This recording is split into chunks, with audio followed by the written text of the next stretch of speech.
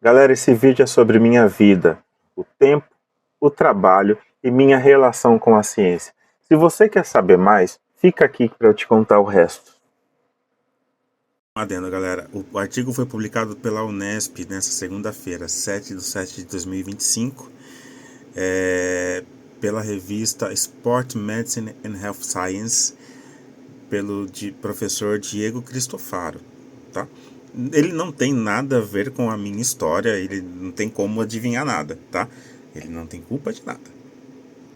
A intenção deste vídeo não é criticar ninguém, em hipótese nenhuma, é apenas realmente um desabafo a respeito de tudo. Esta matéria foi publicada hoje, né? De um artigo que foi escrito e também publicado em 2024.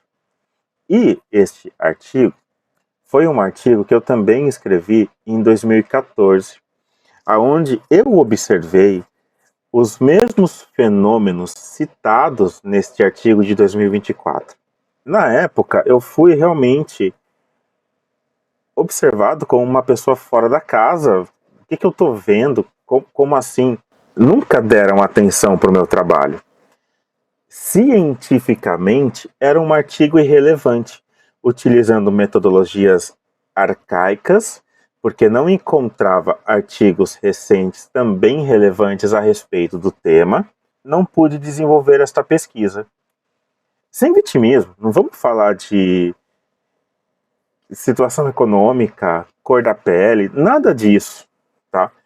Apenas para a época era irrelevante e eu não consegui. E em partes, o meu currículo Lattes hoje nunca foi um currículo top de linha, tá?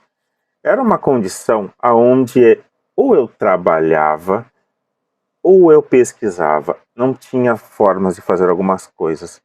Era aquela coisa assim, o sonho de um indivíduo de viver de pesquisa. É legal, né? Mas, obviamente, a condição não me favorecia e, enfim, com o tempo acabei obrigatoriamente desistindo da pesquisa, do mestrado e do doutorado, devido às condições gerais, porque eu precisava trabalhar.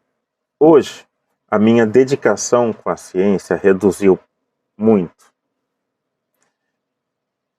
Eu preciso trabalhar. Mas o amor nunca passou despercebido. A minha paixão por pegar um artigo e analisar os dados e aplicar aquilo como deve ser aplicado na minha profissão, daquela maneira. Isso é o amor que eu tenho pela ciência. O amor nunca reduziu.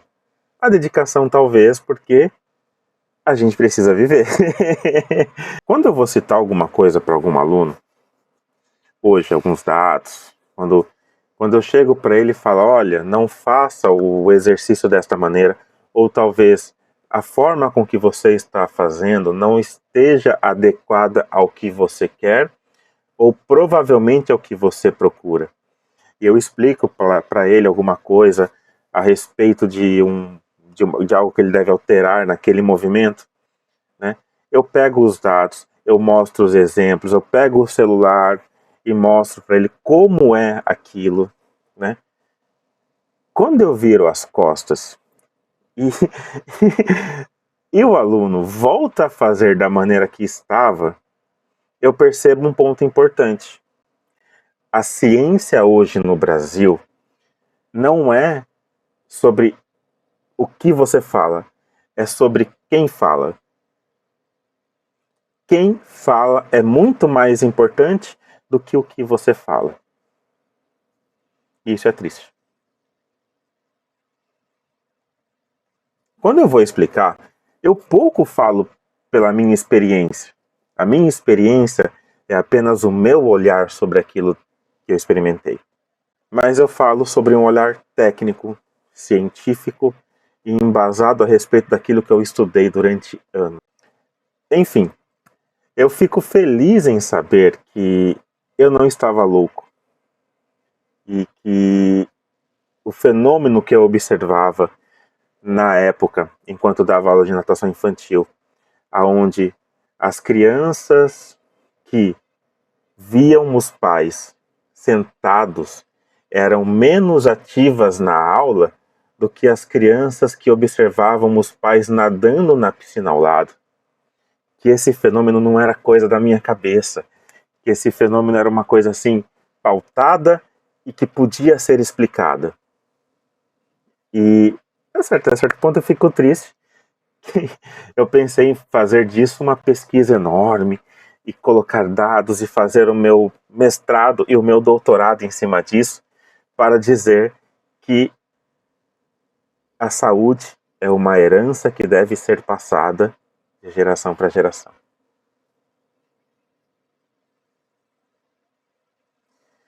Claro que com o tempo eu desenvolvi um pouco de uma baixa autoestima científica, passei a entender que nem tudo que eu observava era importante, né?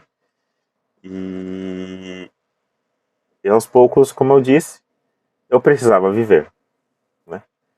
E é isso. E é isso. Talvez hoje eu nem faça mais um mestrado ou um doutorado, né?